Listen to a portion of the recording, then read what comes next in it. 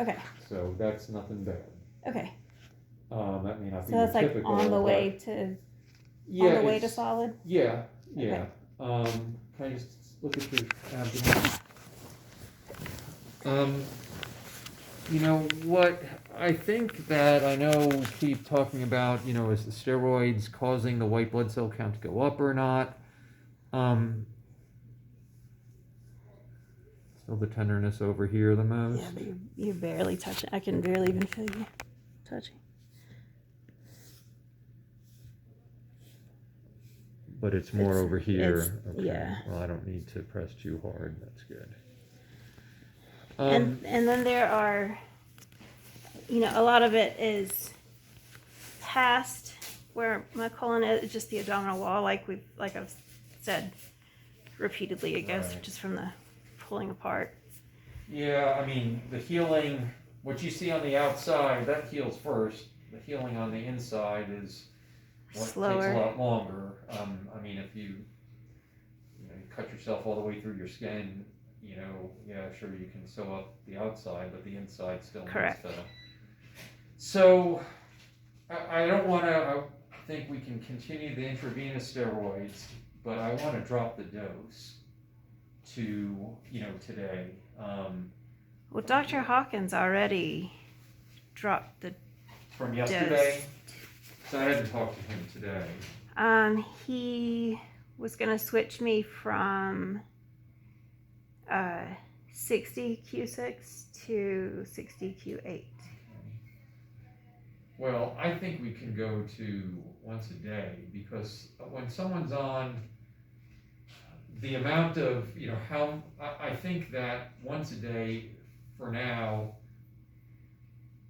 is going to be enough to, how much benefit you're getting from, say, 120 milligrams or 160 milligrams versus 60 milligrams, probably not much, or not much usually for ulcerative colitis and inflammatory bowel disease. So I would recommend we go to 60 a day and see, because typically the dose of prednisone you would go home on would be a total of 40 to 60 a day. We discussed that. Anyway, so that's pretty much, it's pretty equivalent what you're getting IV to that. So I think we go to that dose, because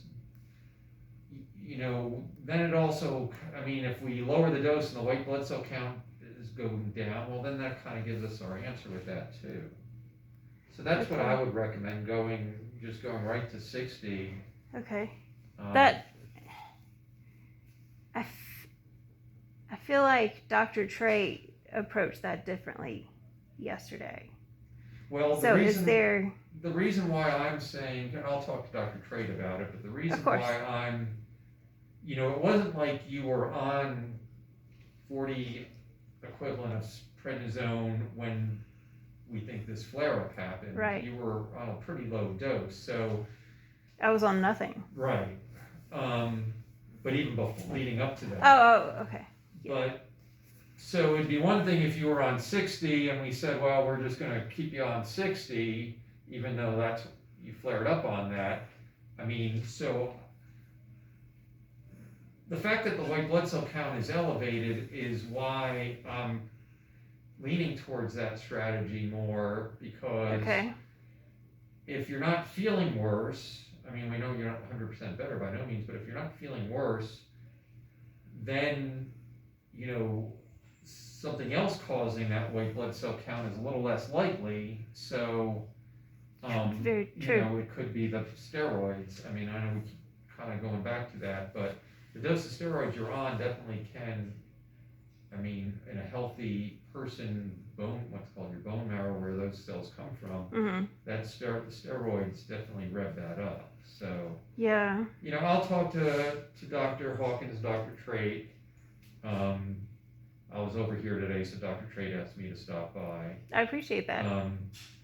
But that would be my rationale for going to like I said, by no means is 60 a low dose. It's just... No, and this morning in my discussion with Dr. Hawkins, I didn't mean to interrupt you. Not at all, you didn't. He, in asking what he saw as an appropriate dosage orally for me to be on when I leave here. Right. Because I've had colitis for Right. 30 years, I'm used to tapering down. But given that I've been on 60 milligrams 6 times a day, and then he says, he'd like to really see me at 30-40 a day going home. Yeah.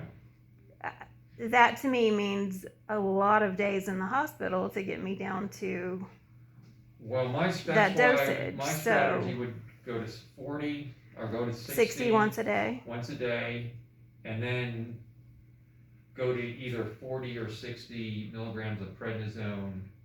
I think, that range would be, with your history, Right. but I wouldn't And go higher than that. combined with, now I'm taking sulfasalazine as well. Right. So, I think somewhere in that 40 to 60 range is what I would want to have you go home on. I'm very familiar with that. But I think, first dropping down pretty quick from the IV is what I would recommend. Okay. That's Dr. Lionel and, Dr. Trait yesterday and Dr. Hawkins.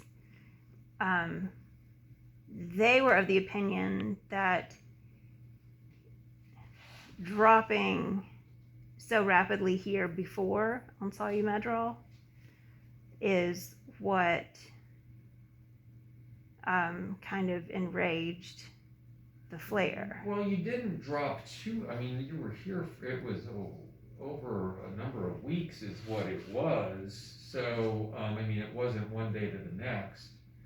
Yeah, I don't know specific. I do know Dr. Trait said, he thought that the